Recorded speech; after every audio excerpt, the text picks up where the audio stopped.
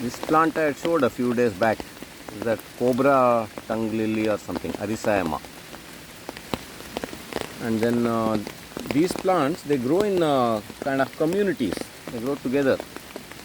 So a lot of babies you can see. Some 20-30 are there, small ones. There's one more, few there.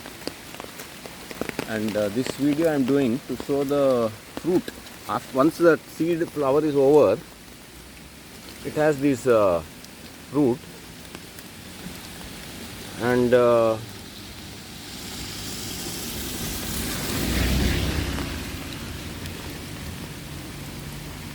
all these are important for our birds and all. Some 20 or 30 fruit are there. So each and every native species has a role. It supports something else. They are not selfish creatures who just look after themselves.